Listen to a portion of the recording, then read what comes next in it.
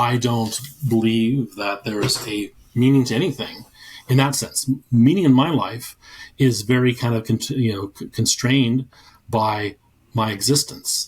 My life is important because of to my wife. My life is important to my dog, my family, my people. That my life has value or has a reason based on the world that I've touched. Right, and so the idea that there needs to be a reason why the universe was created, the reason why I'm here, what my purpose doesn't resonate with me.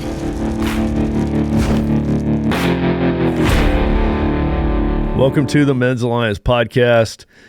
Excited about our guest today. We've got Martin Johnson, and Martin is the author of the Atheist Survival Guide, 35 Ways to Combat Religious Intolerance. Martin, thanks for being here.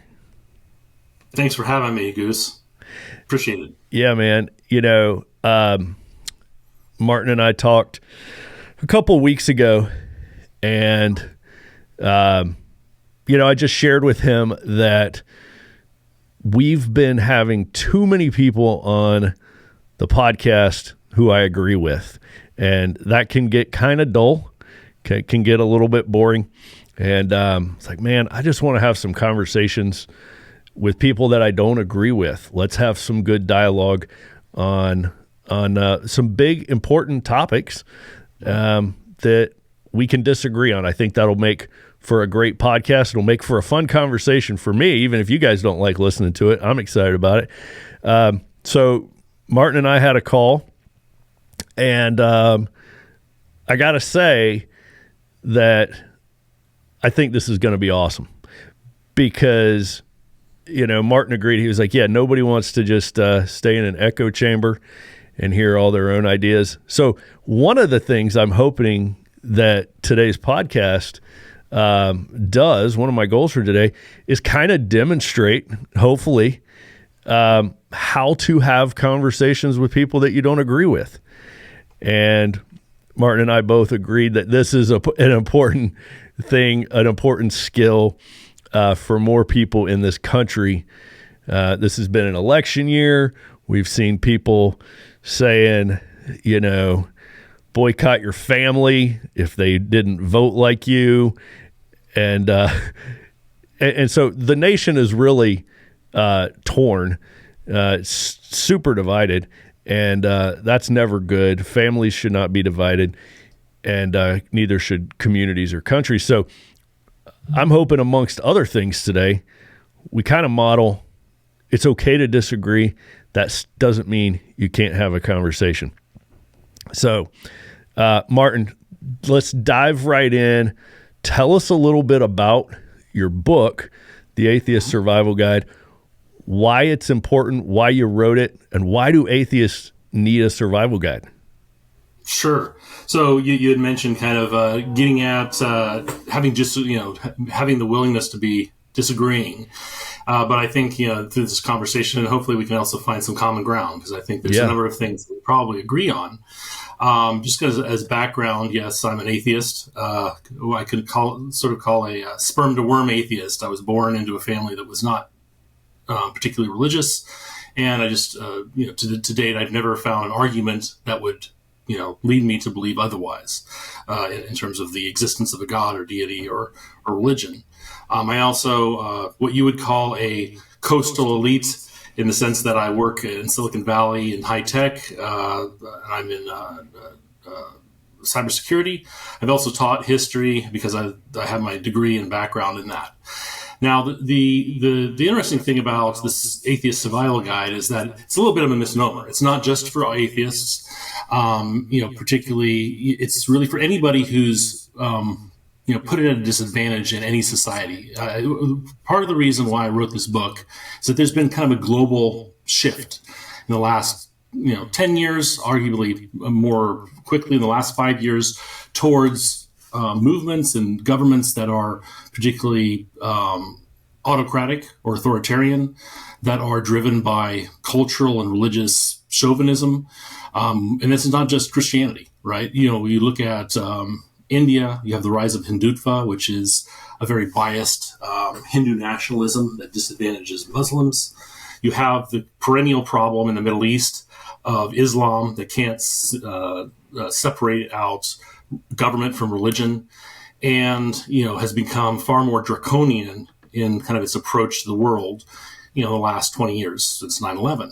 So you have not just atheists, but Christians, Jews, anybody who disagrees ideologically with Islam, facing death in many cases, or facing, you know, extreme disadvantage. You can also look at Europe right now. You know, you have illiberal or zombie democracies in Hungary and Russia that are underpinned by their churches, and a lot of their politics, a lot of their legislation is highly disadvantageous to people that are not, you know, of the same belief system. And even Europe. You know, you look at Europe right now, and you have the rise of these fascist or semi-fascist organizations: Spain, Italy, France, with Marie Le Pen, Germany as well, that sort of pretend to be atheist, or not atheist, but religiously agnostic in a way, because, you know, a lot of Europeans like to say, "Hey, I'm not religious," but a lot of the policies that they push have its foundations in particularly restrictive versions of Christianity around, you know, sexual identity, around the roles of men and women, the treatment of, you know, Jews and Muslims. A lot of that is taking place in Europe as well. And obviously, you know, my main focus and, you know, my main area of knowledge is around what's going on in the U.S. With the rise of Christian nationalism, more authoritarian forms of government, and particularly that are backed by highly conservative versions of, you know, evangelical Christianity that are not necessarily shared by the majority of, in a lot of cases, of the American population. So, you know, the upshot is that, you know, again, the book is not, you know, it's the Atheist Survival Guide because I'm an atheist, but it's really, you know, projected to anybody who is facing, you know, abuse, persecution, in some countries, death, for what they believe in. And, you know, the survival component is kind of a, you know, there's a huge swath of, or a huge gradation of what you talk about persecution that you need to fight against. You know, obviously, if you live in Iran or Middle East, you have to worry about your life. But in other places like the U.S., for the most part, it just has to do with things like being disadvantaged in terms of education, where, you know, if there's legislation pushing things like prayer in school, or young earth creationism, or any of that kind of stuff, banning certain types of books that people are uncomfortable with.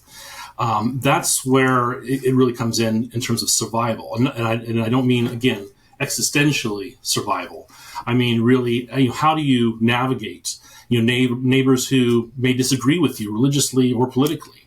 How do you shield yourself from abuse in, you know, the workspace if, you know, you're living in a place where, you know, the owners of the company are highly religious and, you know, are, you know, against even hiring somebody who's not of the same faith. That's awesome. You just covered so much. I want to ask you, what do you mean by Christian nationalism? How would you define that? Well, you know, a lot of people have different views of this, and basically, you know, the official, you know, definition, you know, a movement that believes that a country is founded for, run by Christians, and that anybody who's not Christian, who doesn't adhere to the same values, must basically suck it up. That should have, you know, a secondary voice in, you know, the political discussion. And, you know, we see, you know, a lot of that kind of percolating into our religious, you know, our political, you know, environment, not just, you know, in terms of the, you know, the blogosphere and kind of some of these areas where, you know, there's a lot more, again, chauvinism, you know, in terms of kind of religious belief or political belief, but just in our, you know, day-to-day political discourse. It's become, I've read several things out there I did a little podcast several weeks ago about touching on kind of Christian nationalism. And there's a lot of different definitions that I found. And I was realizing that for some people, that definition kind of involved a fear that Christian Americans want to move towards a theocracy.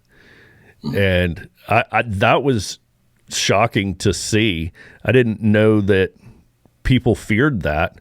I think most Christians in America don't want that, aren't planning that. We're perfectly happy with our form of government. And, I think that I think it's more nuanced than a lot of the people who are labeling, people like me as Christian nationalists. It's more nuanced than that. It's like, I can believe that, yes, this country was founded on Christian principles. The majority of the founding fathers were members of Protestant churches.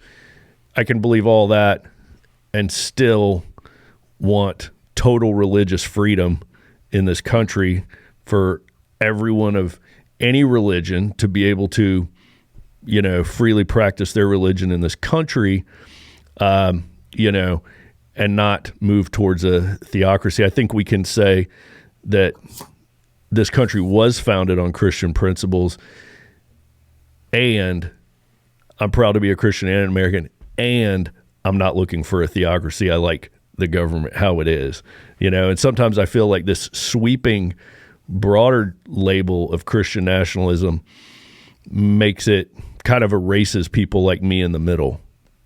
Mm-hmm. I'm not seeing a big move towards probably just theocracy. A little bit about just the foundation of the country. I mean, they were Protestants, a lot of people during the Enlightenment, there was pressure, to adhere to one form of Christianity or not. Otherwise, you're considered a heretic. You're kind of pushed out of the discussion. A lot of the founding fathers, the majority of them, were deists, not theists. They had kind of a different concept of, and we could potentially discuss that. But yes, I mean, the country was founded particularly by people that came here seeking, fleeing religious persecution. They came here so they could practice freely. And I think you and I would, definitely agree upon that. Yes, there is a gradation, I think, in terms of the idea of Christian nationalism. And in all probability, as a gradation, we're not going to end up in a Handmaid's Tale situation anytime soon, right? Potentially we could. But we do live in a society where, there's plenty of politicians out there that are not very nuanced, that, women should not have the right to choose in any circumstance. People that are LGBTQ should have no protections or rights. They shouldn't have the right to get married. These are not necessarily atheist versus, Christian beliefs necessarily. But they are founded in certain Christian values that, for an atheist, I don't, consider those fall within the pale of morality. Right, Christianity, in my perspective, is Christianity tends to be overly focused on gender and sexuality, less focused on the commonality that we all agree with. Thou shalt not steal, thou shalt not, commit adultery. You shouldn't steal, murder.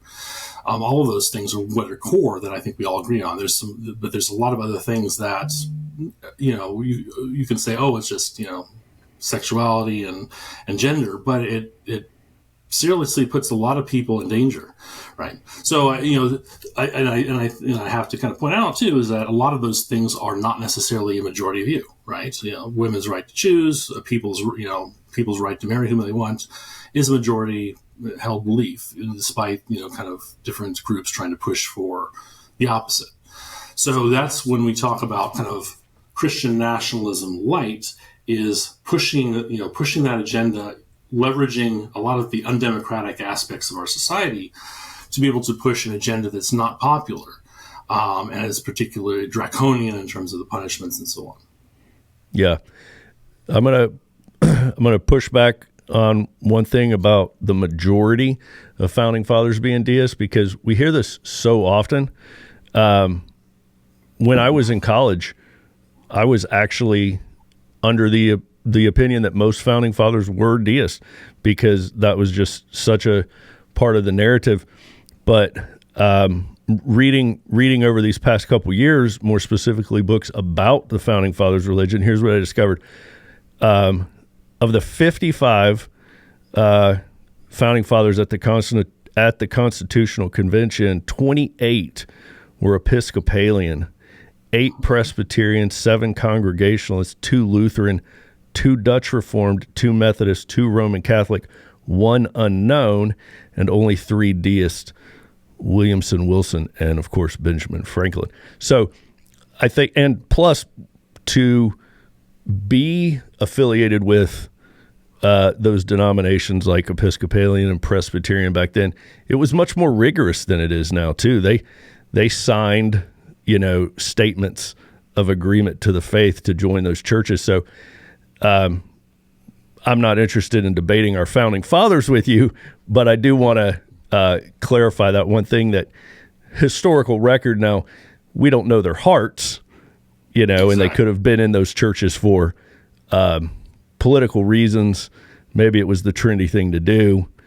But we do know that actually, if very few of them actually raised their hands and said, I'm a deist. Oh, yeah.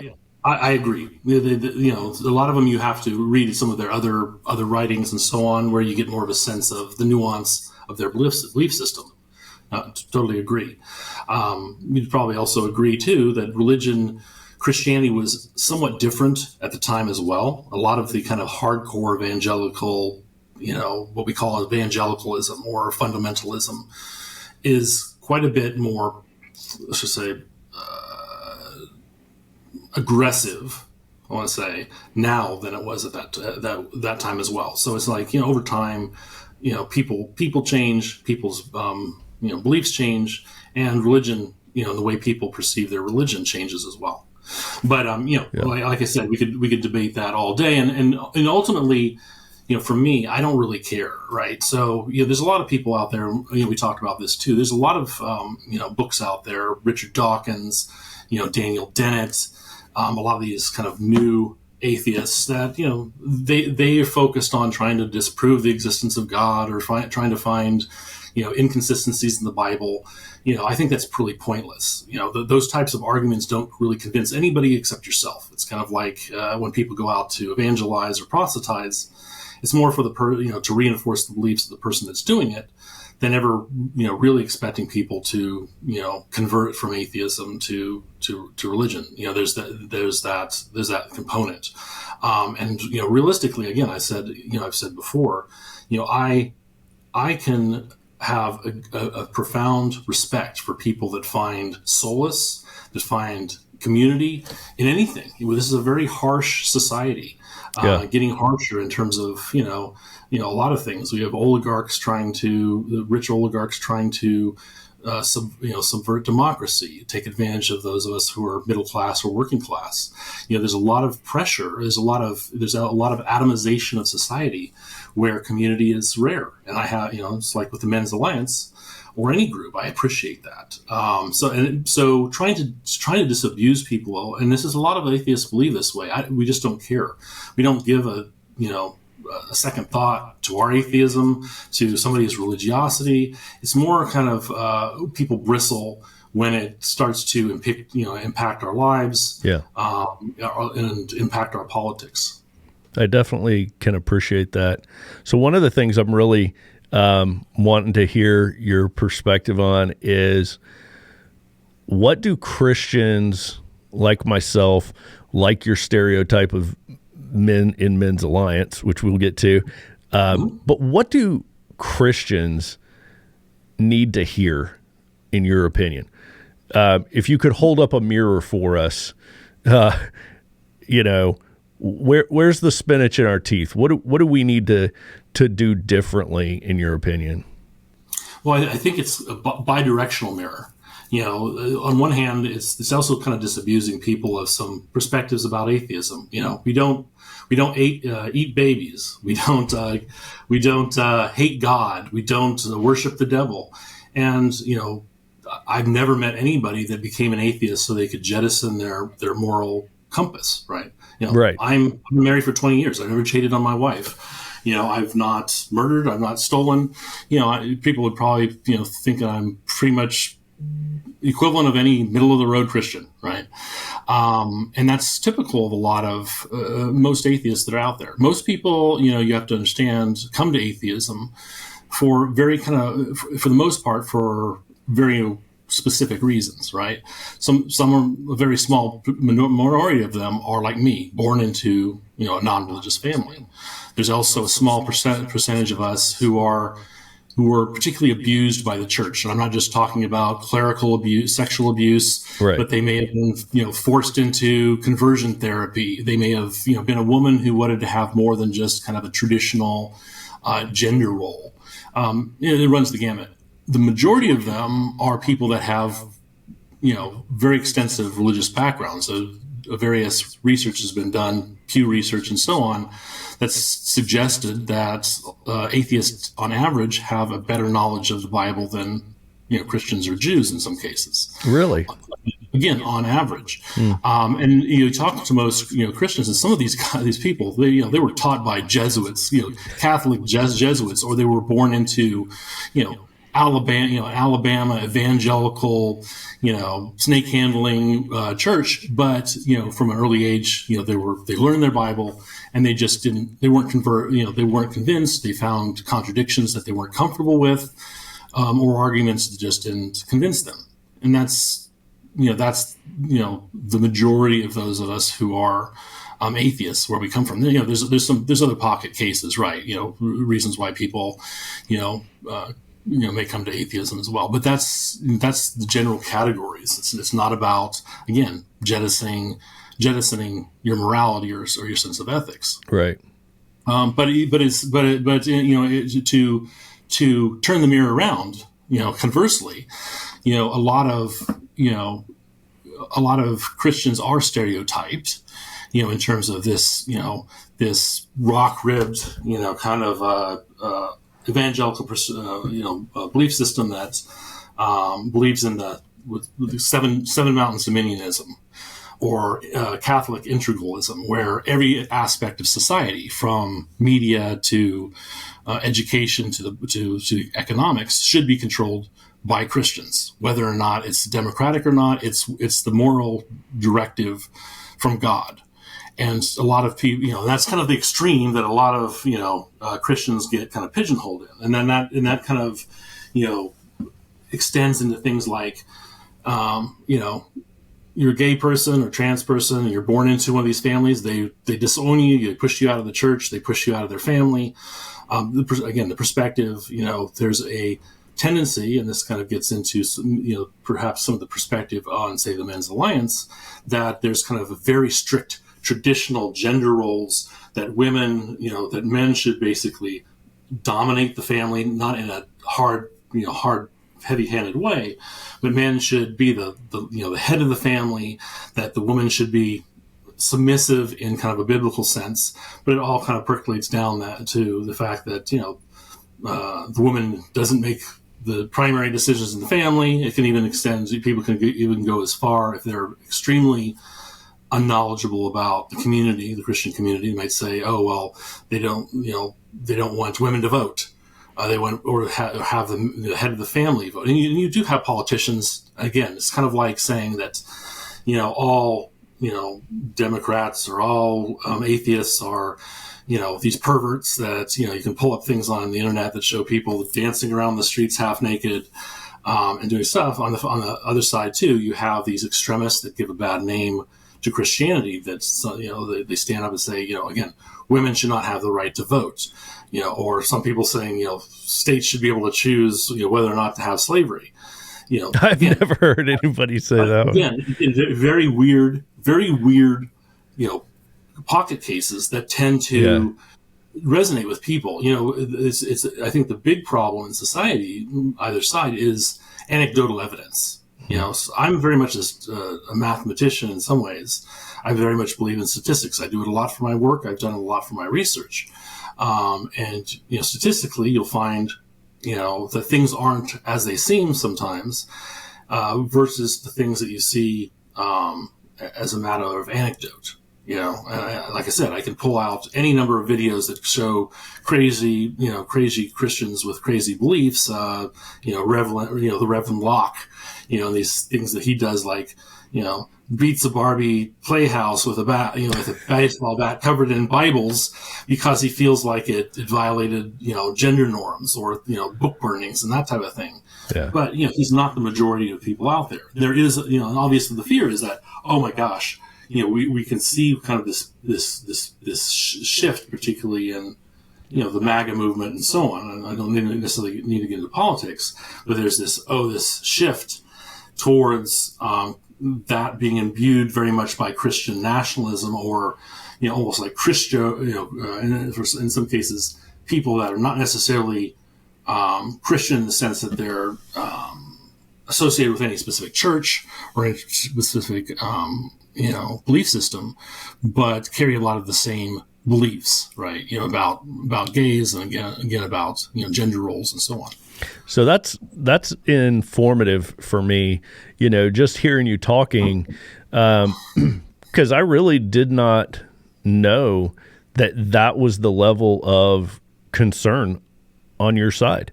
Hearing you say that it's not a side too. I mean, okay. You talk to one atheist, you talk to one atheist. I know. It's not an ideological belief system. So it's my perspective, and it does on the non-Christian side run a gamut as well. Sure, absolutely. I would have never known that there are people afraid of or concerned that Christians would take away women's vote or put slavery to the state vote. But hearing you say that, I'm like, yeah, I can see that. That makes sense, that the extreme of any group, that would be the fear. The fear would be that the extreme of that group becomes in power, in control, and legislates their extremism. I think to flip it around, I would say the Christian concern going in the other direction, which I believe you'll probably see as the extreme that we fear, is, you see, like you said, these people not even half naked, fully naked, dancing in the street in front of kids, celebrating sex so much that, it's definitely being said that sex is the religion of the left, because it's become, like you said about Christians, it's become such a prominent issue, more so than thou shalt not kill, thou shalt not steal. It's more focused on the sexual issues. And I do think that's where there's a real commonality. Sorry, I don't mean to no. interrupt, I mean, sexual. That's a real commonality, because the perspective on our side is that Christians are overtly focused on what you do with your genitalia, who you use it with, which genitalia occupies the boardroom. It's very much control sex, and society obviously shifts to the right. If you could legislate sexual morality and gender roles, countries that do that are almost naturally going to shift to the right. Middle East with Islam is a prime example. But we can also see on the other side that there is a fear that all Christian principles will be violated in society, and will end up in kind of a Sodom and Gomorrah kind of absolutely. Like we're concerned about men with male genitals being in the women's dressing room, and these drag queens performing in elementary schools. So going the other way, that's our concern, is, oh my goodness, if we go this way as a country, we're going to be completely debauched. Well, the thing is that, again, I work in Silicon Valley, and there's this perspective that it's, this liberal, woke community, and it's really not. I mean, most of the people are pretty much more along the lines of libertarians. And there are a lot of people that are atheists. For me, it's basically, from a social standpoint, let people do what they want to do. Nobody's forcing somebody to be gay. Nobody's forcing somebody to go to what do you call it? A trans story hour in a library. Nobody's forcing somebody to, have their kids look at this stuff. I may not morally agree with it either, right? But it's the parents. If you play on, kind of this drumbeat that you hear from the right a lot of times, parental rights. Parents can should have control over their children's what they see and what they do and what they learn. It's not just, hey, you should be able to, teach your kid, take your kid out of school and teach them biblical principles as, homeschooling.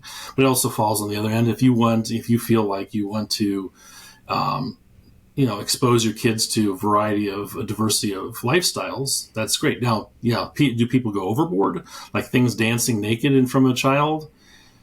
Yeah, that's ridiculous. Or somebody, I can understand the fear of having somebody with male genitalia going into female bathrooms, but it's, you're talking about 0.002% of the population. It's a pocket case that we're so focused on. Oh my gosh, what's happening with, the trans community? We should be focused on the economy. We need to be focused on people's freedoms and rights, not necessarily some of these niche issues. Now I can, from our standpoint, and again, the difference that we see is that nobody forces you to have an abortion, or nobody forces you to be trans. Nobody forces you to be gay. Nobody's, anything else. People can talk about their belief system. It's again, the First Amendment on either side. The perspective on our side, on the side that's, atheist side is that, Christians want to say, well, not only do I not want to believe abortion, I don't think anybody should have an abortion. I don't think anybody should be, have protections if you're trans or gay. I think kids should be pushed to be, straight and go through, sexual conversion therapy. There's this desire to kind of push people into, then again, this is a perspective, mm-hmm. right? The desire to, for conformity. And I think that's the ultimate, that's the perspective. And I know a lot of people on the conservative side say, oh, well, we're all for free speech and we're for freedom and the other side is for control. We see the same thing on our side, right? It's like, oh, people want to control control your bodies, control your sexuality, basically controls that force you to do something. We see it as like, well, we're just calling it as we see it. We want to have the freedom to be able to say things, people to be able to live, freely, without, imposing a worldview through, and particularly from a legal standpoint on the rest of us. And, the thing is that if you look at atheists, we have no political power. There's never been an atheist president. It's very difficult to run for office. There's a lot of companies that are, very biased towards even hiring people that are not only atheists, but of another belief system. In Silicon Valley, we're very open. There's plenty of Christians and overtly Muslim people. Most of the people I work with are Muslim or Hindu or Jewish, from Israel. And people just don't talk about it, right? It's like, well, I'll hire anybody. It's considered uncouth to talk about religion in the workspace, or even, hire or fire based on that. But, I do know a lot of people, and I have people in my family that would never hire a non-Christian, that believes that, non-Christians should be marginalized and should not hold any power. And that's been, the unspoken truth in, American society, is that, as much as, people say that, atheists and ungodly people are controlling things, there's no legislation to it. It just happens that Silicon Valley requires kind of a flexibility of thinking that's not necessarily, just kind of from a worldview, doesn't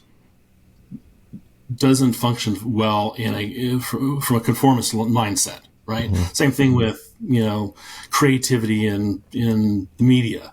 When you're talking about creating movies and TV shows and everything else, there's a certain kind of mindset that gravitates to and contributes to those big aspects of society, to technology and the media and so on, which is kind of what all is considered to be, this bastions of liberality, are that way. Not, it's not that liberals are forcing, liberal beliefs on those technologies or those segments, but it's those segments require a certain kind of mindset. And it's not, again, it's you turn off the TV or you don't. Legislation is not something you can avoid, right? But just before you go too much farther, I'm trying to keep in my head my responses for some stuff you said a couple minutes ago. So I do want to go back to, I love the way what you said sounded. Like, kind of a keep your laws off of us.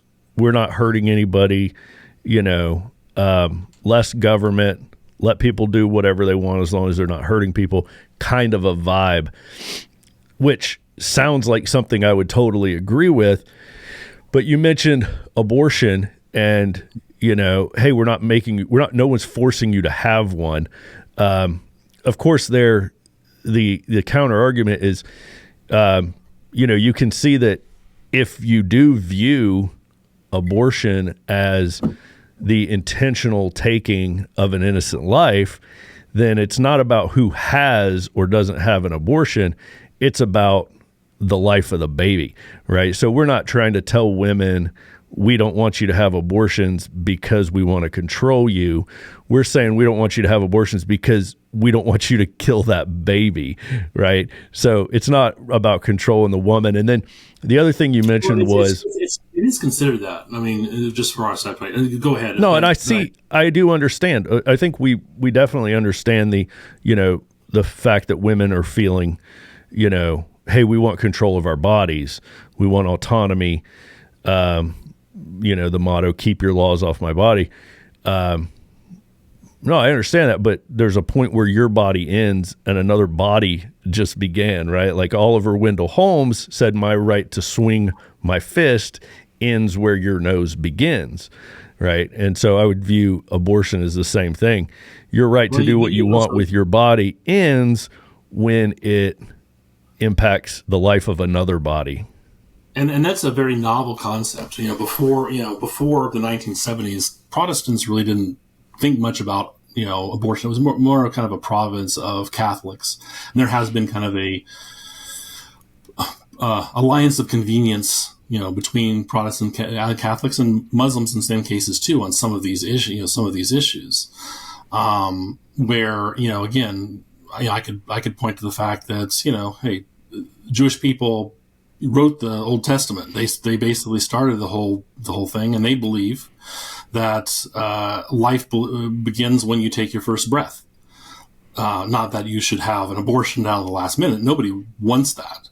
But the perspective is for them it's not a baby until it's born. There's been kind of a shift in the last 20 or 30 years to say, you're talking about a zygote or a fetus that has, no consciousness.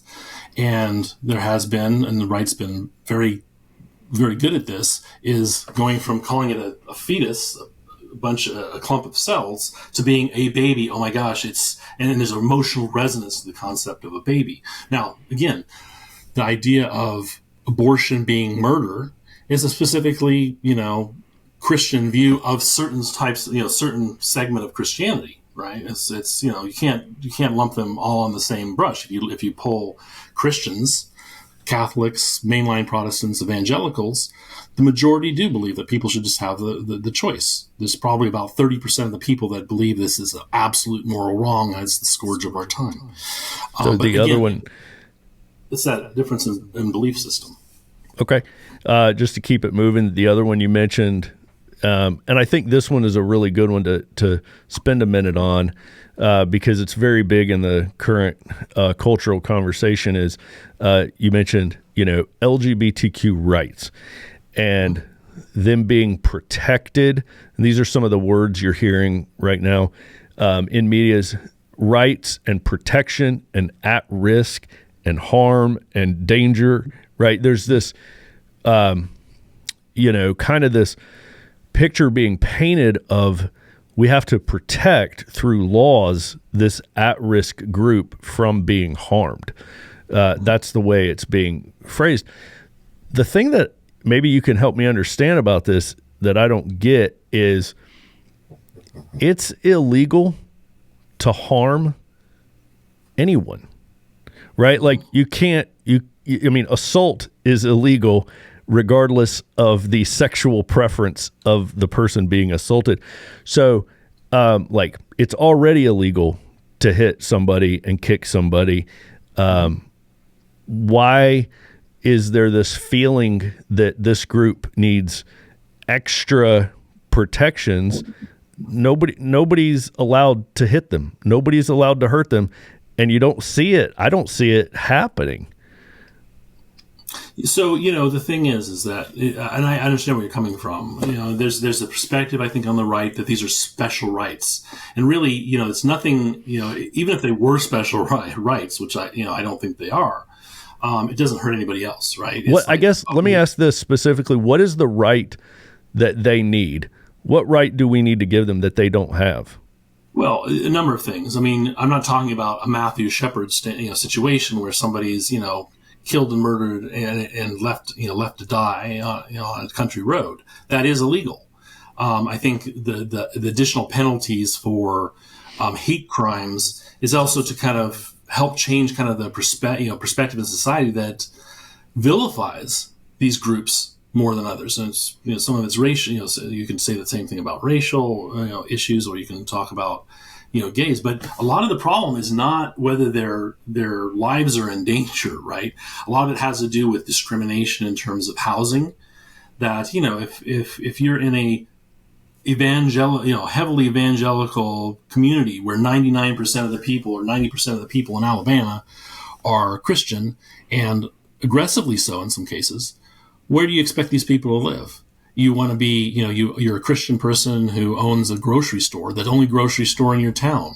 You should be able to, say, discriminate against, or be able to say you have a right not to sell to this person. Well, I would certainly agree with you. I would certainly agree with you there, right? As a Christian, I would certainly, rent my house or apartment complex to them, and I think all Christians should, and sell them food from my grocery store. And I definitely agree that all Christians should. So I would say I completely agree with you on those laws, if that's the laws that are. And I know a lot concern. of Christians are very sensitive to that, right? They're sensitive to the, that's the whole remit of, the Beatitudes and kind of the original kind of beliefs of Jesus. This is to help the poor, help the indigent, Sure. Help people that may be social outcasts like that. There is a huge segment of, Christianity that's that way. There's also the other side that's very almost Old Testament, and you hear people, and again, it's fringy, people should be, executed for being gay. People should be, again, it's a fringe viewpoint, but there is a segment of society that's not love the sinner, hate the sin, but it's hate the sinner, hate the sin as well. And people, kicking their kids out because they find out they're gay, and the kids, end up on the street having to turn tricks. That's awful. Yeah, that is awful. The group that I see, and it's all perspective on where you are. The group that I see being the most targeted, if there was a group at risk, I would say it's definitely Jewish people right now. They're being targeted everywhere. Europe, look, I college campuses. I lived in Israel. I lived in Israel for went to school there. I've been in Israel more times than I can count for business and otherwise. I was there right, a few months before October 7th. I have a huge respect for that community.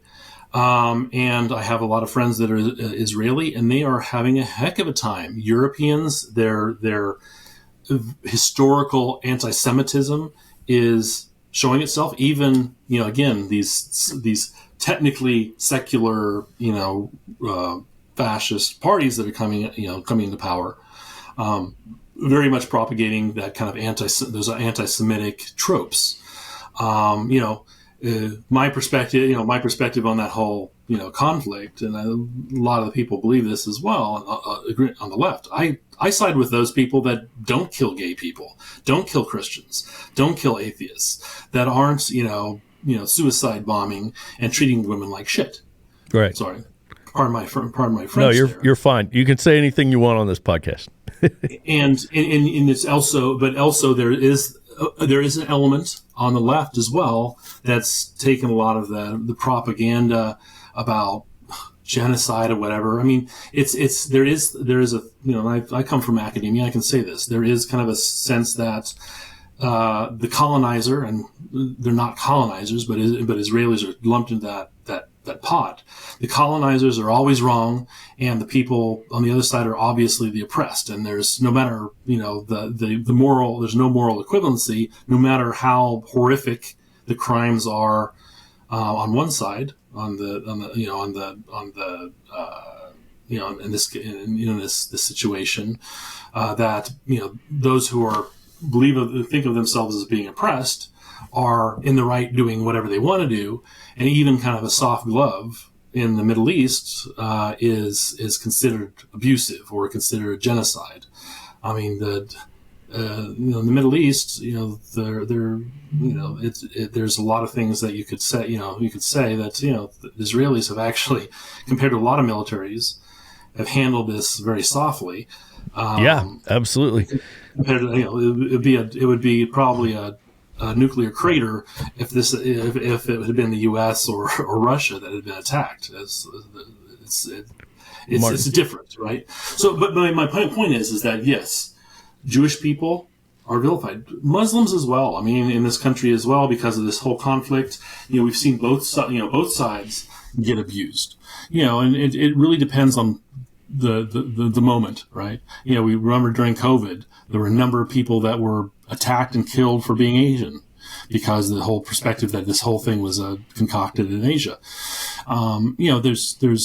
There is a huge amount of ignorance to go around, whether you're Christian or whether you're atheist or anything in between. Yeah, I certainly agree with that. There's so much poor education is so poor, and there's so much ignorance flying around that there's no shortage of it. Martin, I want to shift gears a little bit and ask you, atheism, belief there is no God, agnosticism, you can't know if there is a God. Where would you put yourself? Are you 100% atheist? Are you 50-50 agnostic atheist? Where would you put yourself between the ratio or the balance of there's absolutely no God and we just can't know? Amen. Has money gotten in the way of how God can use you? Let me tell you about Tom Love, certified financial planner with the Main Street Group. Tom Love from Tuckahoe Tribe, a.k.a. Doc, can absolutely get you squared away with your finances. My wife and I use Doc to handle our personal finances, and his team is second to none. Tom is a certified financial planner. He's a Dave Ramsey SmartVestor Pro. He's been ranked top 40 under 40. He's been ranked number 2 in Richmond Times-Dispatch. He's been featured in the Wall Street Journal. And make sure you mention Men's Alliance whenever you reach out to Doc. He gives Men's Alliance, Tip of the Spear Ministries, a portion of the proceeds when you invest through him. He's a fee-only fiduciary, which means he doesn't make money unless you make money. So check out Tom Love at the Main Street Group. There's kind of a false separation between the two. For me, I said this in the beginning. Atheism is a state where the arguments for the existence of a deity are not convincing you. That's basically it. Beyond that, I couldn't give much more thought, again, except for the political element, to atheism or theism or deism or anything else. That's just a state. It's like, hey, you have not proven to me that, disproven my lack of belief and proven a belief, and then the burden of proof is on, on those that are, that are trying to prove something, not proving a negative. Okay. Agnostic is, and a lot of people say that agnosticism kind of sits underneath atheism. Okay, so I haven't been proven. It hasn't been proven to me. Now, what is my approach to the evidence? Well, most people are, you're agnostic in the sense that, I'm open to it. If somebody showed me, God thundered down from the clouds and there was a burning bush, talking burning bush in front of me, or somebody was able to show any sort of evidence, you'd be a fool not to accept it. Now, the other side is somewhat a fiction. It's kind of like a lot of when you talk about talk about the extremes on the Christian side. There are people that say I hate God and I hate religion and I hate, I definitely don't believe in God. That's a fairly small number of people. There is a large number of people that say I don't like religion because of, people are added to the mix. It's not just a pure ideology. For me, religions are basically an ideology with some additional components to it, but it's not just ideological. When ideology gets of any sort, capitalism, socialism, communism, they may look interesting or have some value, theoretically, but as soon as you kind of bring humans in the mix, the real world, you always have the problems of humans themselves. So there's a lot of people out there on the atheist side that say, I don't like the church. And there's a lot of things that I could criticize it as well. But in terms of how you're perceiving God, there aren't that many people that say, I absolutely know there is no God. Now, I tend to, for myself, if I'm looking at the evidence or how I kind of rationally think about the world, I would say that I'm more tempted to believe that there is not a God versus there is a God, right? And again, some of that just has to do with the way my brain works. So, I tend to be kind of very logical in terms of show me the facts, show me the logical thread and the proof. And religion is not, religion is not that way. If you had asked me before, like if I had, what is the best argument for atheism, right? Then I have to say there isn't one. There isn't a great, if an argument is based on how effective it is, there are no arguments that are effective one way or the other, because much of what is, about religion, it's a feeling, it's emotion, it's, how you're, it's how your community, how your family conceives of community. There's a lot more factors than some sort of a logical discussion about, again, scientific proofs. There are none. There are no scientific proofs that there is no God. There are no, arguments, no matter how well thought out they are, that point out the discrepancies in the Bible or errancies in the Bible that would convince somebody who's faithful, right? Maybe I'm, talking a little bit in circles here, but the same thing can, if you kind of turn a mirror on atheists, there is no logical discussion to be had about the existence or non-existence of a deity. So, my personal story, for me, my Christian faith has nothing to do with feelings. I'm a very rational guy, and I looked into the evidence for it, and so that's why I'm curious, and I enjoy having these conversations. And it's also why I read books by atheists, because I want to know their best arguments. I want to examine everything from both sides. So I've read Hitchens, Dawkins, Bart Ehrman, misquoting Jesus. I've tried to study all that I can from both sides, And I'm just a Christian because I came to my conclusion that there's really good evidence. There's really good evidence that it's a true story.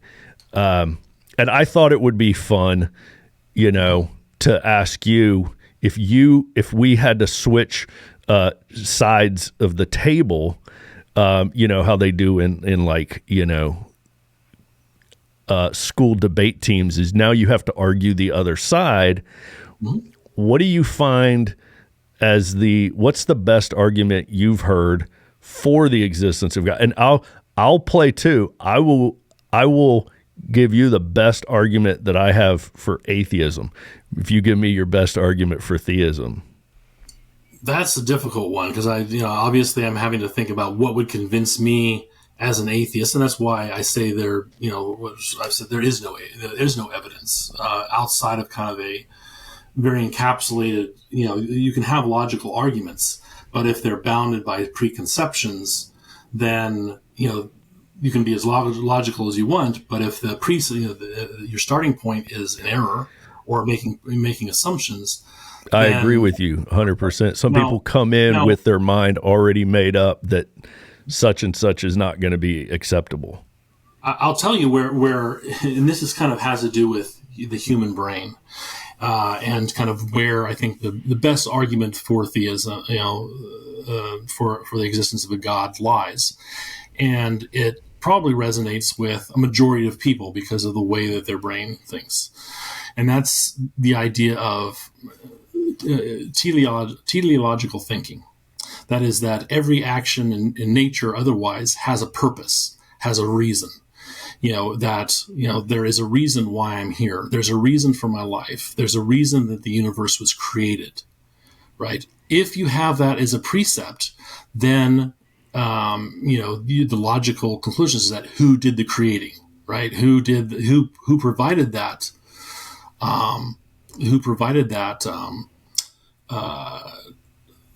that value, to my life or to the universe or whatever.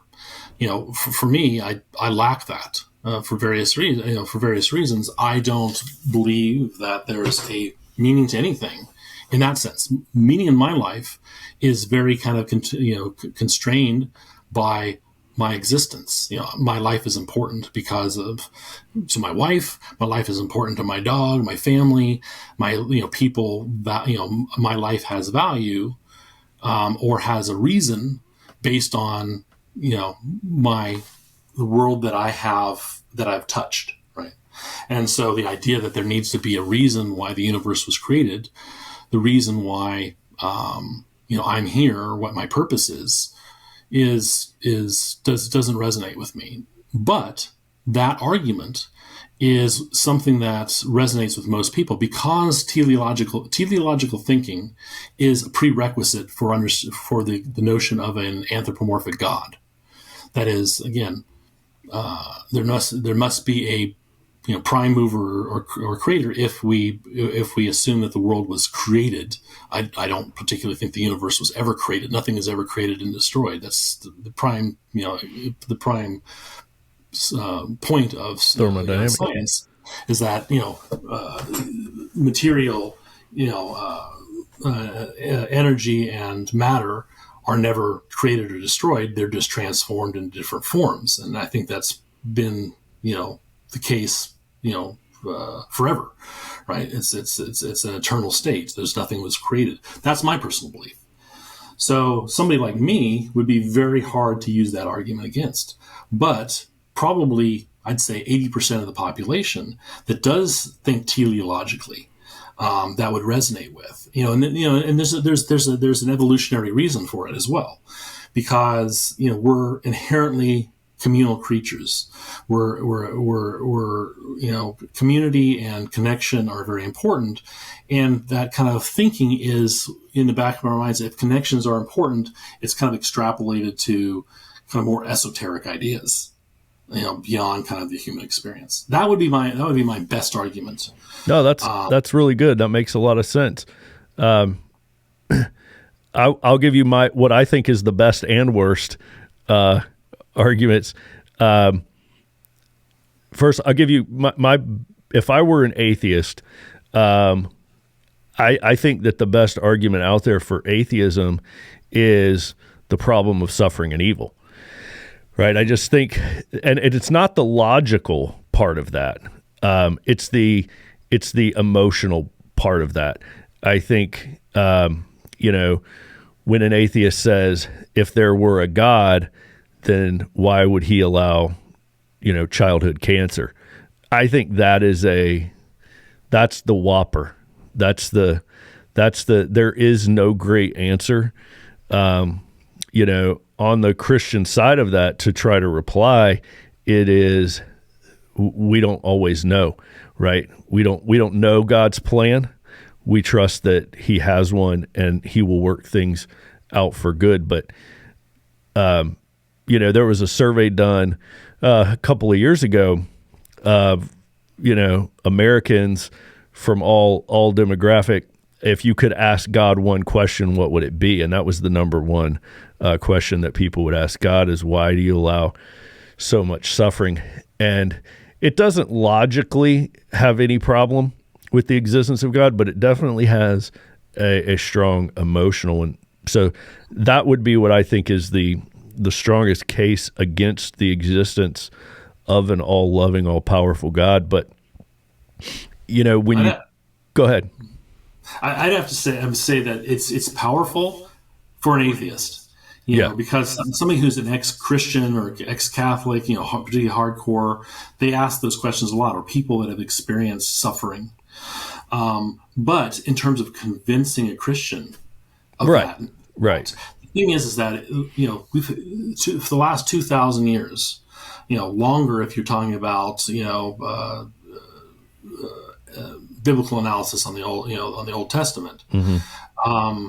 There has been 2,000 years of apologetics that have explained away inconsistencies in everything from the idea that there's multiple stories of Genesis to whatever it is, and there are arguments that resonate on the Christian side that we cannot know God's will, that there may be purpose behind suffering, and so on. So if I'm an atheist, I would not necessarily, I would personally wouldn't find that, just kind of putting myself in a Christian's head, I wouldn't find that particularly convincing to me. It's a good argument. Why would a God do X, Y, Z? But the perfect response for it is that we're just limited human beings. We don't know, and it's kind of like an ex machina argument that it's like, hey, there's this thing here that explains everything, but it's kind of a little bit of a black box and kind of a bit of a Hail Mary.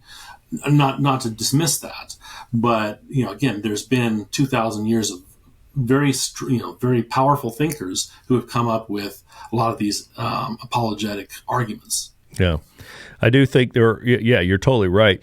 I think there's also a lot of people who have walked away from various faiths, especially Christianity, because of going through some sort of personal tragedy in their life, the loss of a loved one, the loss of a family member, and it's kind of a little bit hard to distinguish sometimes. In some conversations, they'll say they've stopped believing in God, but sometimes I wonder if it's not the case that actually they're just mad at him.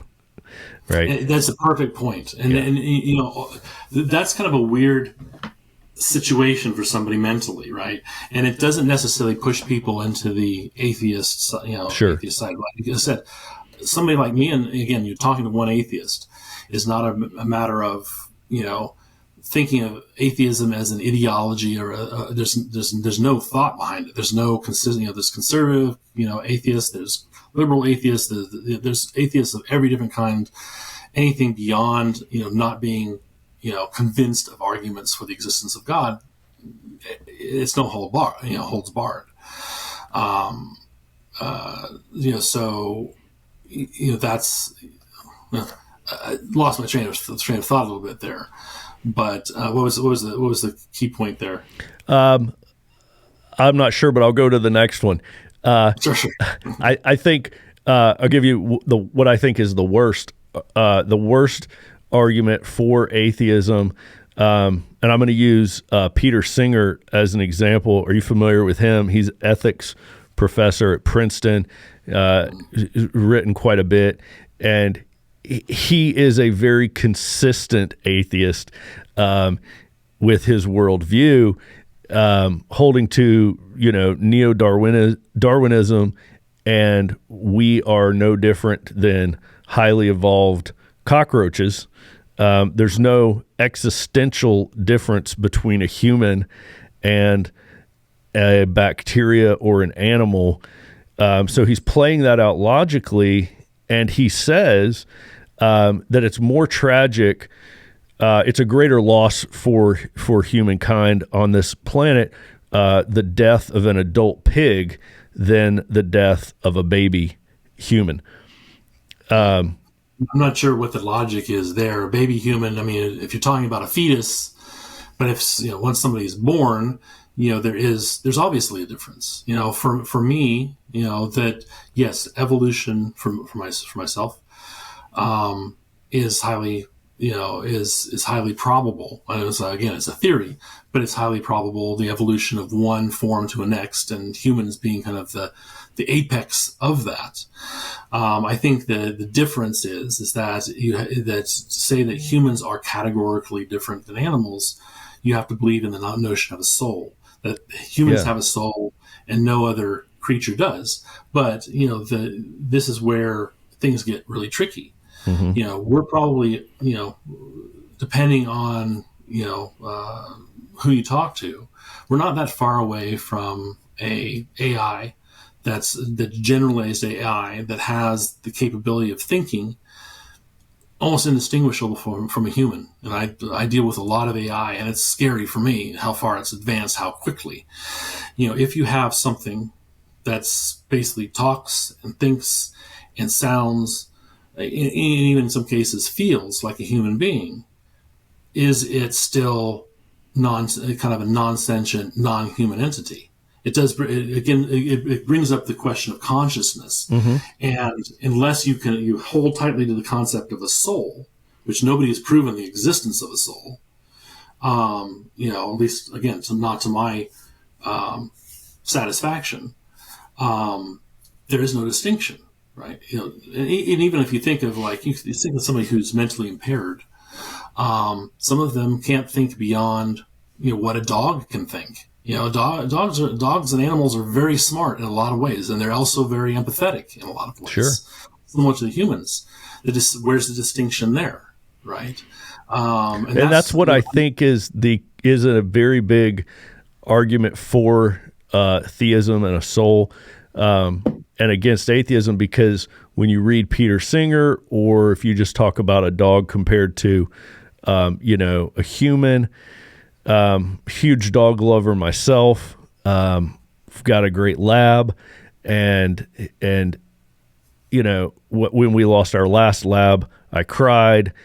I'm a dog lover. I'm very emotionally attached, but still, I believe that all humans know in our hearts that the death of an animal, even a Labrador Retriever, is not as great a loss as the death of a human, even if that human is 2 years old or mentally impaired. I just believe that we all know in our hearts that humans have an intrinsic value. And when you read Peter Singer, I mean, I can't imagine anyone reading it and not flinching at that horrific argument he makes. And that's, to me, why I think we're obviously different from the animals. We can't possibly be put in the same category as any of them. The loss of a human is tragic. I think we all know that. Now, the big question is, why is that? Why do we all know that? The question is, too, I mean, and this is my perspective, we always talk about, humanism. Oh, you're overly focused on the human experience, the human condition.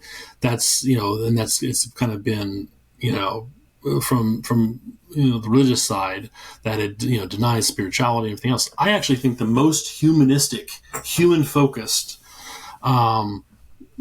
ideology is actually religion, because at least from my perspective, we created God. It's basically God. Anthropomorphic God is just like us, only omnipotent, omnipresent, eternal, and so on, but basically has the same emotions and responses as a human, in terms of getting angry, in terms of getting jealous, and in terms of a lot of different things. At least again from my side, from my perspective, that Christian religion is somewhat narcissistic. It's like humans are most important. Yeah, I can see that. Everything with whether it's God, God is God, and the face of man are just reflections of each other. We are made in the image of God. Exactly, and that's where you lose atheists. It's like you see it as maybe being very limiting or cold to say there is no purpose to the universe, there is no creator to the universe, and I understand the comfort that it gives to think that there is purpose, that humans are important beyond anything else.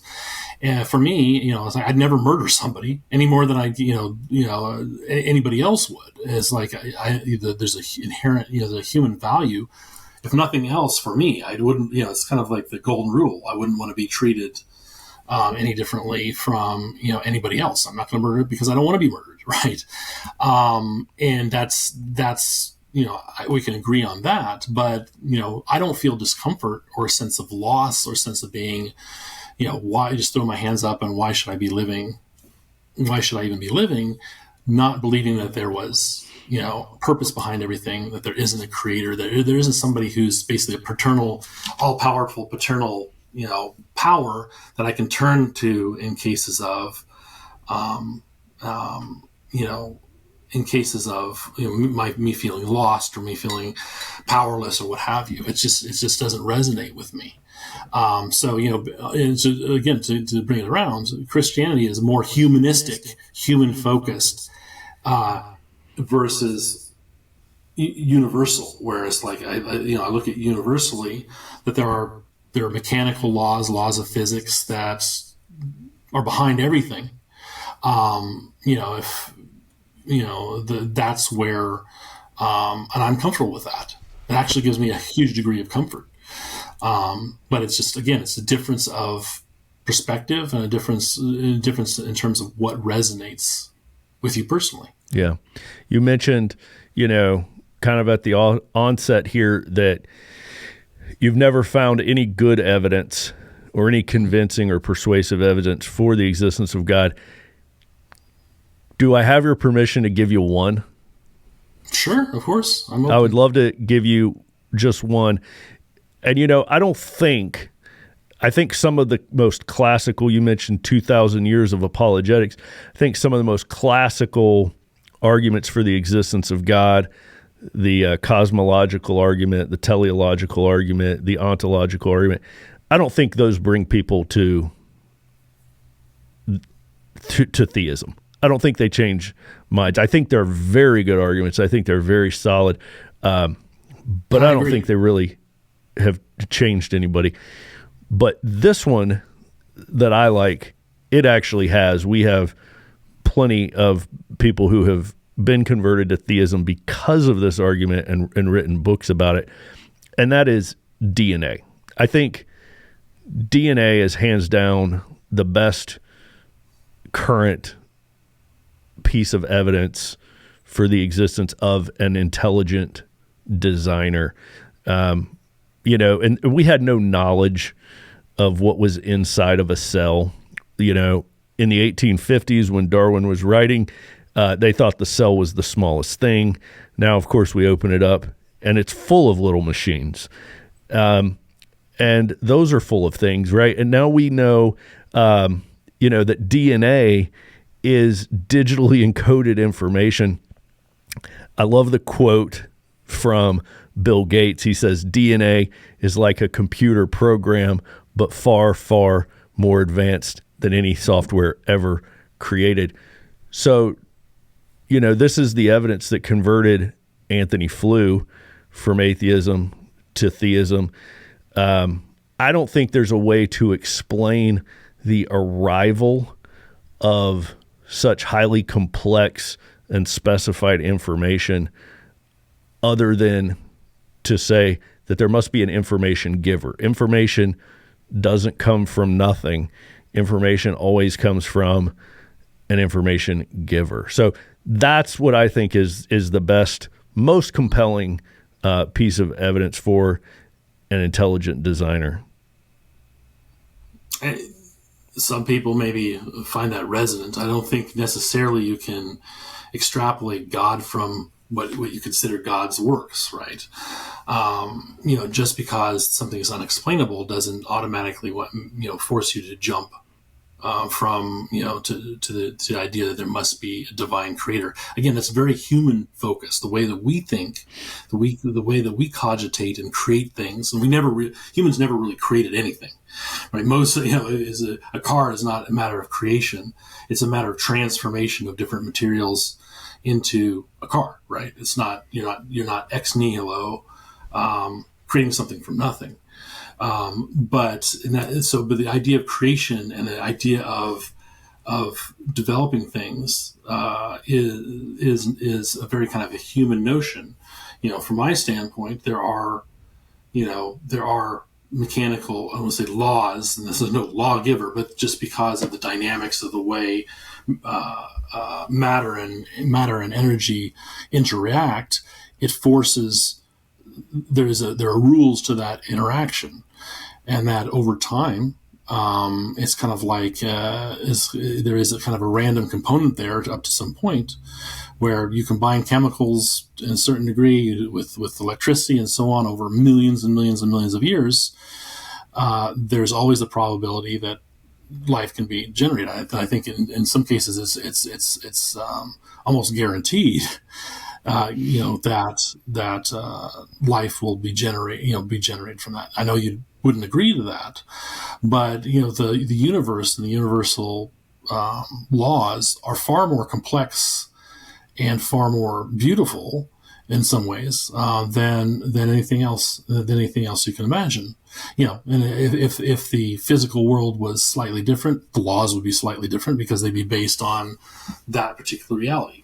If you believe in the multiverse, there could be other places where the laws of the universe work very differently, right? Not that I'm not saying I believe in the multiverse concept, but all I'm saying is that that you can't extrapolate the creator from his creation in that direction. If you have to make an assumption that things are created and that there must be a human equivalent, but on a much higher level to create, to create that. Yeah, I guess that's now I think we're really like fundamentally right where you and I would diverge and part ways. You're right. It is possible that laws and the intricacies of matter over time and stuff could have done something, but I don't think it's probable. And there's things like multiverse. I see this as a just so invention to combat the teleological argument, right? It doesn't really answer anything. It just kicks the can further down the road. It's like atheists are having a hard enough time explaining the existence of this universe and how it got here, and their answer is going to be, well, maybe there's more universes. So now your problem just got bigger. Where's this machine that's creating universes? Yeah, and I've never heard that argument on the atheist side and saying that the multiverse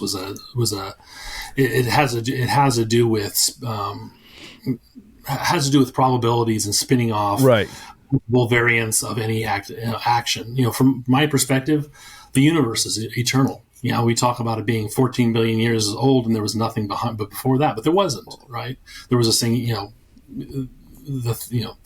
probable theory is that there was a singularity that basically exploded or because of instabilities within that singularity created the universe. But what was before that could have, because time and space were all intricately intertwined, you could either say that it was that it's eternal just because basically time began at that point, or you could think of a constantly expanding and contracting universe of matter and energy.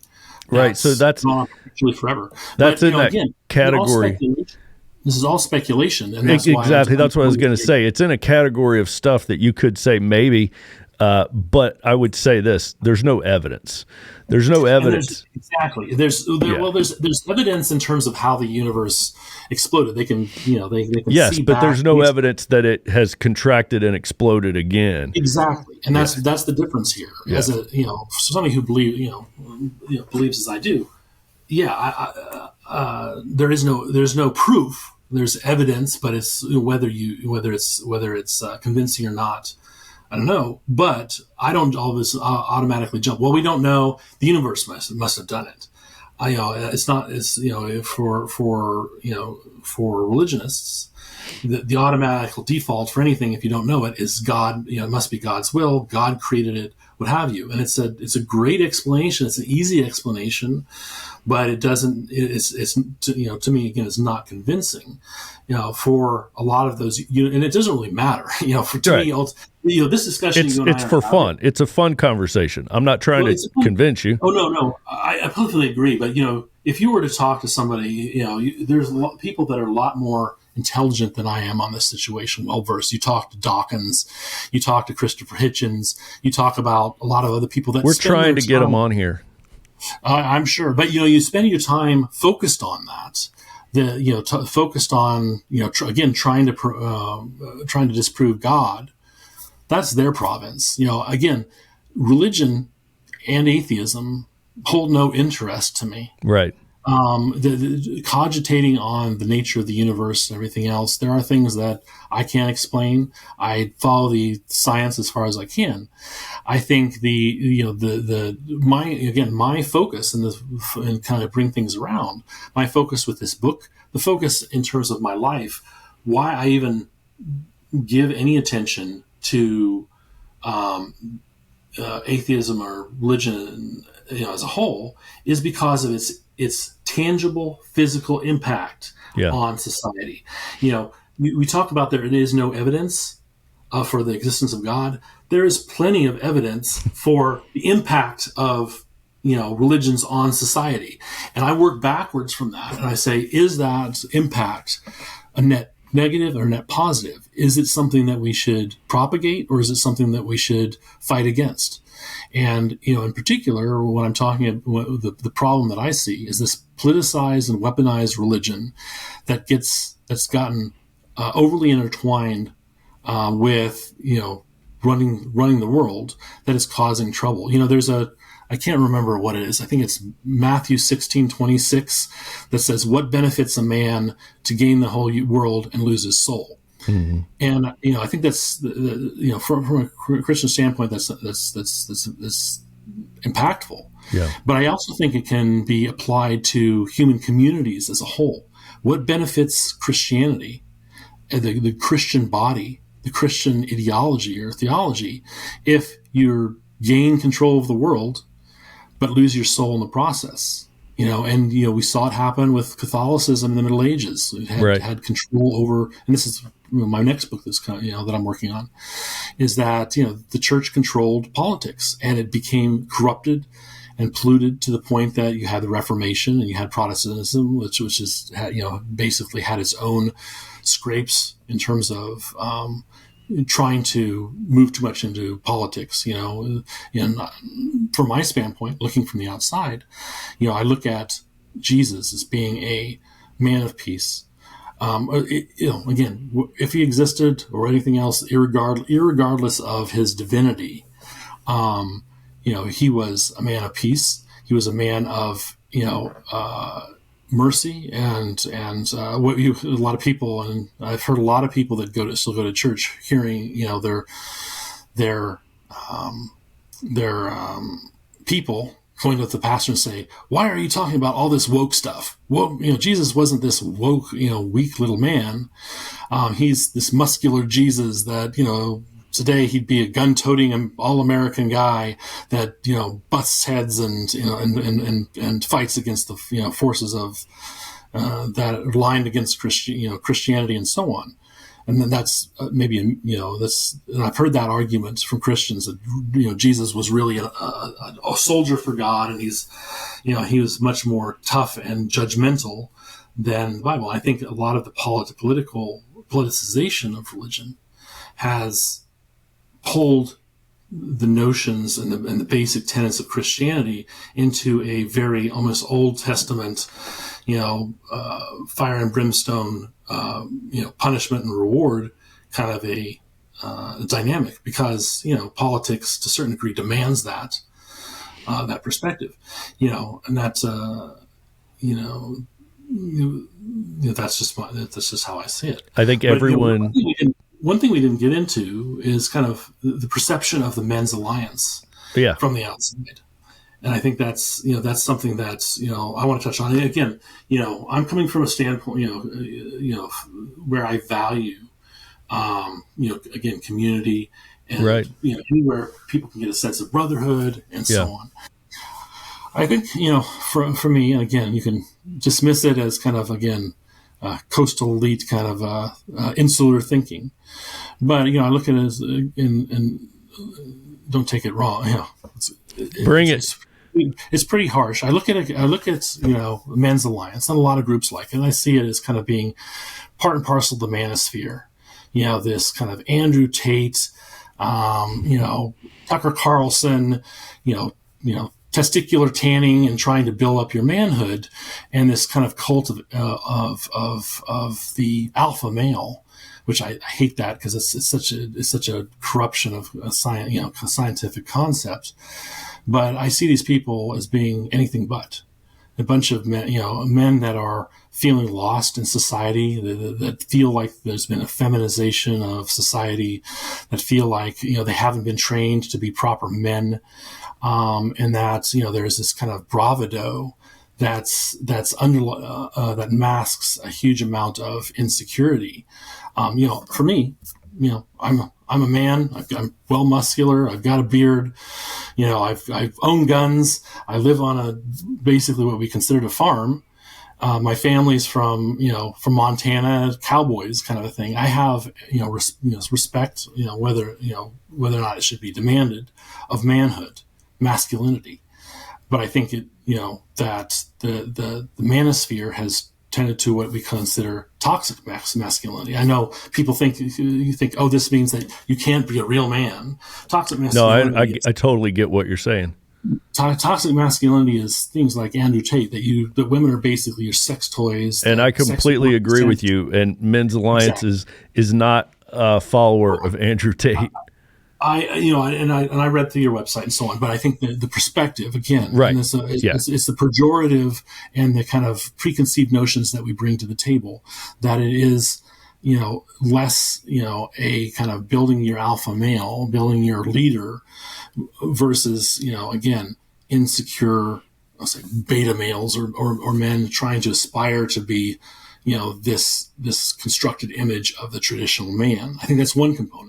I think the other component that's distressing, or against the assumption, is that you have a call sign Goose because you were in the Air Force or something, and I know that there's always a concern that it comes across as being kind of a very right wing militia filled with ex-military, very kind of conservative, conformist, ex-military, ex-police. You combine that with Christianity, and it becomes kind of like a toxic brew for kind of right-wing Christian militia kind of thing, like 3%ers and Proud Boys, kind of Proud Boys, if not that, adjacent. And I think that's the kind of perspective. I think the third component of this has to do with traditional roles. So like men's, I think men should stand up and be proper role models for their sons and daughters, that they need to stand up and do what's necessary to, they're 50% of bringing somebody into the world. They're responsible for paying their child support if they're divorced. They're responsible for trying to make their marriage work, and so on. where I take exception is this kind of like paternalistic, there's Jesus at the top, and the man has God-defined roles and power in the family, and the wife is not necessarily submissive, but defers to the man as the leader of the family in kind of almost a beneficial, and a beneficent way, but it's kind of perceived as kind of a bird in a gilded cage, and this kind of very hierarchical thing. So those three components that could be an argument, against, the men's alliance. And if it's not that those are notions that should be disabused, and it's very tough, it's very tough. It's a nuanced argument to tease masculinity from toxic masculinity. Yeah. From doing your role as a husband to being, to some degree being the final arbiter in decisions in the family, and really dictating to another human being that has equal rights just because they're a different gender. Yeah. And then, again, the militia thing is difficult, because anytime you see men doing manly things with other men, there's kind of the concept of this is very, paternalistic, very kind of toxic, and particularly throwing kind of that kind of militia kind of feel and Christianity together. That's always a red flag for those of us are on this side of the equation. Well, I appreciate you sharing that. I would say to your first one, that's an easy one. We're just straight up not that, right? We're not a part of the women hating Andrew Tate crowd. Your second one was definitely surprising to me. I think it's very interesting that you arrived at that thought based on most of us being veterans, that and law enforcement, right? So to me, that's, an interesting stereotype that you have that I just learned something about, right? You look at the 3%ers, and they are mostly very conservative, very traditionalist, and there is like as a component of the military. My father's ex-military, 20 years, Vietnam vet. My grandfather was a World War II vet, decorated both of them. So it's not like I'm disparaging the military. You're not a Quaker. Yeah, exactly. I don't disparage them in any way, but there is a tendency to be more conservative, at least amongst the enlisted. And a lot of my father was an officer, and so it's more of a mix. But you look at the enlisted, right? You look at police, that it's more kind of, I don't want to say blue collar, but there is kind of like a perspective that's more authoritarian. I want to say authoritarian in kind of a not necessarily a negative standpoint. That believe that there is a proper way to be. Yeah, it's like a black and white, right and wrong. Right, black. Yeah. It's very black and white, right and wrong. That it's deferring, authoritarian in the sense that you defer to authority. Things are very hierarchical, and that's fine. But then you look at the 3%ers, and there's a concern that this organ is in support of some very anti-democratic, anti-freedom kind of, as much as they say otherwise, is difficult. I think why you probably get, for me, would put that together. I don't necessarily say there's anything bad about a bunch of military and ex-police getting together, but you combine that with a particularly conservative, evangelical view of Christianity, and the assumption is that you're building kind of a army of God, that's potentially going to be overly aligned with any potential authoritarian right-wing government that arises. Because you look at any, my wife is she's similar belief system as I am, but if you read my book, she's Iranian.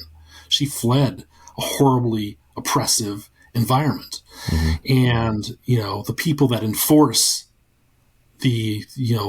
morality. There's a prevention, the promotion of virtue and the prevention of vice, the besiege. They were all drawn from the military and the police because there's that resonance of authoritarian control, power, combined with religion, which is often considered a kind of a toxic brew. Now, if you guys, and again, if this is a incorrect reading of, you guys, and I think this is kind of like with Christianity, disabusing a lot, I think it's the most important thing that you guys could do as a group is disabuse the world of those misconceptions of, again, being toxically masculine, being kind of a pseudo militia, / Christian, army of God kind of a thing. That would be very powerful, because without those things, there's a huge way, there's a high degree of resonance, men across the political spectrum, where that message could resonate. I see what you're saying. I totally get that. That's really good feedback. Your third one about the the hierarchy of the family, about God and then the husband and then the wife. I'm going to agree with you on. I'm going to agree that we are that. But I would say we didn't make that up. That's what Paul wrote in Ephesians. So you can't blame us for that one. You can take that up with Paul. The funniest thing, that the one person in the Bible that I take exception to that corrupted, to me. Yeah. And, I'm a medievalist, and I did a lot of stuff. About biblical Paul study. Hijacked the gospel. He hijacked it. He concocted a story around Jesus' divinity in such a way that it's in a lot of ways corrupted the original message. But I think particularly in terms of, he was not particularly,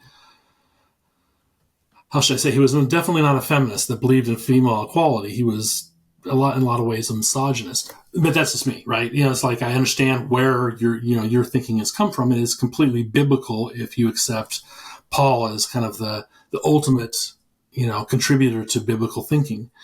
And that's understandable. I think where that becomes problematic is that, from my standpoint, and this is maybe something you can't get over.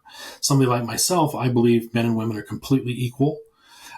Yes, do they have strengths and weaknesses in certain points? Yes, but it doesn't prevent a woman from being an awesome soldier. It doesn't prevent a woman from being a great CEO.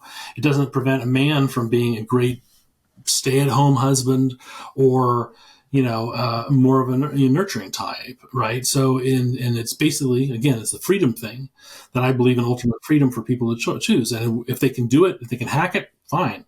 If they can't, then it's just, it's just a natural thing. Not all men can be soldiers. Not all men can be, No, I would totally agree with you. I think that you're going after a caricature of what we believe. I don't think that. I mean, I can't say that. I'm sure there's some small church somewhere that does say that, but I don't think it's a mainstream Christian view that women shouldn't be soldiers or CEOs. I think that, in the sense that the extrapolation there is that there are traditional roles that are appropriate for men, and there's a large percentage of the Christian groups that and maybe it's a matter of also changing the language, that if a man is kind of the protector of the family, he's the decision maker. Eve is the rib bone of Adam, and it was created as his helpmate, which is kind of a subordinate role. Whether or not you remember the book, the section of my book that talks about women's role in religion and potential role in atheism, that that women have been put on a pedestal. At the same time, it's more of like a bird in a gilded cage, that you put them on a pedestal, but you basically don't give them the similar rights to men. And then again, there's a lot of religious baggage in terms of part of the denial of women's right to vote. Women are not smart enough, and they're not, they're it's outside of their wheelhouse. They should, and there's a push right now in many churches that women should not be preaching because, women they're too emotional, or they don't understand the Bible enough to be able to communicate it. Or the Bible says that men should be the ones to lead the church, lead the family. And that's not my worldview. Sure. Yeah. No, I understand that. It's variable amongst religions. I just think what I'm trying to illustrate to our listeners is, yes, the man is the head of the house. He's the protector and provider, but that does not mean that the woman cannot run for president of the United States. That doesn't mean that the woman cannot, be CEO of a company. In fact, we've had a couple of women on this podcast who are extraordinarily successful, one in the political arena, one as an author. And both of them said, families and homes work best when there are traditional roles, and these women are extraordinarily successful. So I'm creating that balance there that lets people know there is a view of, yes, we can say masculinity is important, strength is necessary, men are called to be the head of the house, but that doesn't look like domineering, right? They're to love their wife the way Christ loved the church, which is sacrificially and dying for her, right? So I think that I don't understand that argument. It's just, again, it's the wording that is kind of like, I'll protect you, little lady, kind of thing, that you're not. There's certain things that men are, called to do or is important for them, and that's fine, But there's again, this whole argument. There's kind of like a generally accepted or acceptable perspective. And then there's the toxic side of that. And I think if you guys are on the healthy side of it, that the best thing you can do is try to disabuse yourself from that toxic, and maybe in a lot of ways it is a stereotype or worst case scenario. That's the best thing you can do to be able to grow your influence. I completely agree with you. And if you've got ideas on how to do that, I would love to hear them, because I think I've tried to do that, but obviously I haven't done it enough. And it's amazing how much people do get triggered by just seeing, like, we'll just do like a social media post. It's just like a couple guys working out together, and you just get crushed with the hate comments about how, we must be fascist that hate women. You're like, men can't even get together and work out together without doing that.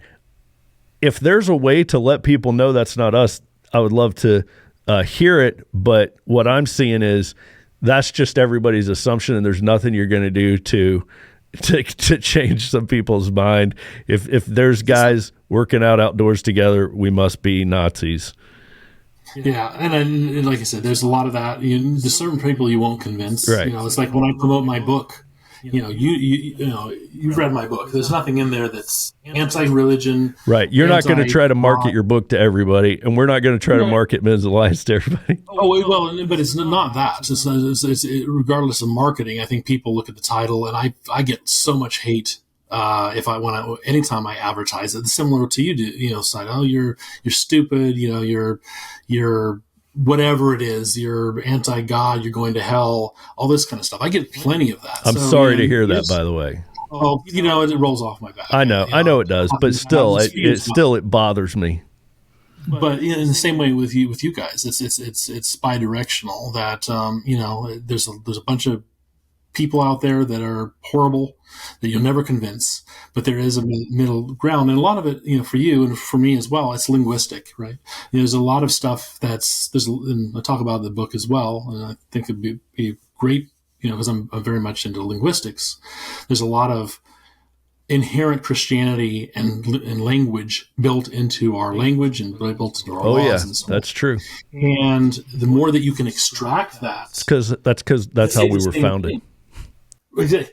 But the more that you extract that, look at the we don't talk about God in the what do you call it, Constitution. It's in the Declaration of Independence. But my point the hand of the Almighty. Not to get distracted, but what I'm saying is that the more that you can extract those loaded terms out of your language, but yet still say the same thing, help smooth that over that communication gap, because there's certain things about faith and protection and so on that that resonate poorly outside of the traditional Christian community. Understood. And I don't have we obviously spent a lot of time on this, but that extraction is incredibly difficult. It's something that atheists would love to be able to do, is to extract that from our language and from a lot of the residue of our older laws. But it should be, again, to keep the intent of Christianity, to keep the intent of Christianity separate from a lot of the toxic Christianity that we see, the politicized Christianity. It's incumbent of Christians themselves to a certain degree have an alliance with the non-Christians in this sense, because it facilitates open communication. Because there may be some things that a lot of atheists are, believe in a lot of the things that you guys do structurally and conceptually, but may not resonate just because of the language used. Well, I appreciate that. And you would be absolutely welcome to any men's alliance. If we get one in California, we're not there yet, but we're moving towards you. Hey, as we wrap this up, you quoted somebody in this podcast that you and I both revere. You quoted the Golden Rule.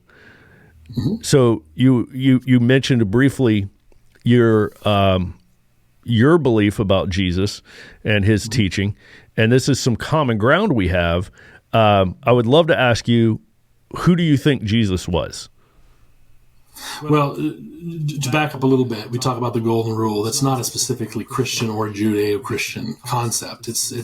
I know. It's echoed in all different religions. They all have their version of one. Code of Hammurabi. Yeah. So we can talk about that. With Jesus, and it's. Again, whether he was a real person or a combination of people and so on, it's there is some discussion there. But assuming that he was a real person, I think that he was he was somebody who took exception to the rigidity and rules of the Christian of the Jewish religion. There's the Jewish religion has 613 mitzvot, rules for living, that controls a lot of, basically every morsel of food you put in your mouth, everything you do, it's very rigid. Christian Judaism is an orthoprax. And I talk about that in the book. It's an orthoprax religion. It's based on what you do, the rituals that you follow. Islam is the same way. But that rigidity, the fact that that Judaism had become politicized in the sense that, in the sense that you have, the Sanhedrin, basically making political decisions. He was very much against this kind of theocratic, politicized religion that always gets corrupted.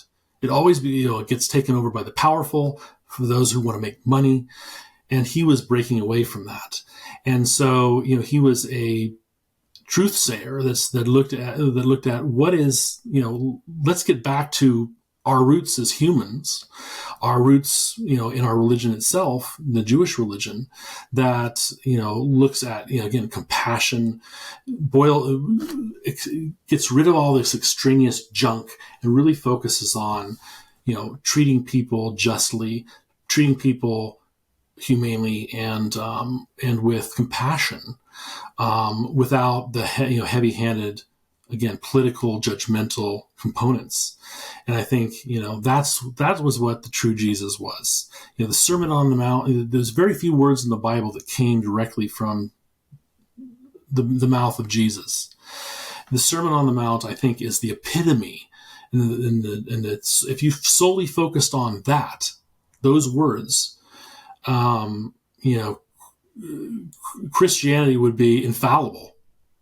I think the challenge, again, the challenges of the politicization, the mythicization, and so on, where the differences of opinion or resistance comes in.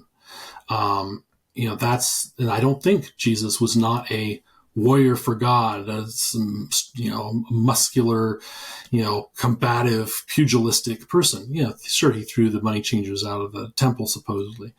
But that was more, out of a sense of, again, that the Jewish religion had become ossified and overly politicized, and basically just an opportunity for people to gain power and make money. I'm just curious, total rabbit trail here. Why do you say muscular like it's pejorative? So it's not a pejorative. I mean, I'm a fairly well muscular guy myself, right? You're like, Jesus wasn't this muscular guy. It's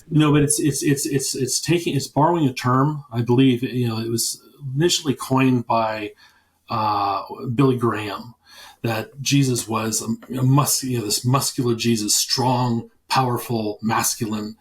And there's nothing wrong with that. I just think it's a misreading of who he was. And you look at now, people talking. You see these memes. It's not memes coming from the left, of Jesus toting an M16 and oh gosh, MAGA hat on, and he's if Jesus was alive today, sure, he'd be a MAGA American, right? And that's where I'm trying. I'm using this in kind of a tongue-in-cheek way, gotcha. But that's the way people have called it. The muscular Jesus, the tough guy, the warrior, and he may have been a spiritual warrior. But that he would be the last person that would involve himself in politics. If I were on the left, I would be trying to reclaim the word muscular, because you're right, it's become politicized, but it shouldn't be. I think men on both sides of the aisle should value strength, and I certainly wouldn't depict Jesus with an AR-15 riding on a bald eagle, although that would be pretty sweet. But I do believe any first century carpenter was probably very muscular. And think of muscular in the real sense. Exactly. Like that's the only sense I'm thinking of it. I pump iron in the gym and everything else. I'm talking about it also in kind of a symbolic way. I mean, I look at some of the guys I know a number of billionaires in Silicon Valley personally, powerful men, even when you talk about an alpha male, quiet, even keeled, strong men. Oh, that are 100% agree with you. That's real strength. Yeah, real strength doesn't need to be loud and beat their chest. Real strength is confident and it's humble, and it's usually the quieter one in the room. I totally would agree with you on that. Martin, this has been awesome. I've enjoyed all the topics we've covered. It's been great to hear your perspective on Christianity, your perspective on us. We covered a lot. We touched on politics and a little bit of family structure and strength and masculinity. And I just want to thank you again for your time. I'm so glad you reached out to me. It's been a pleasure for me as well. And anytime you want this side's perspective, hey, feel free to reach out. I love it. You'll be our go-to atheist. Awesome. All right. Thanks, Martin.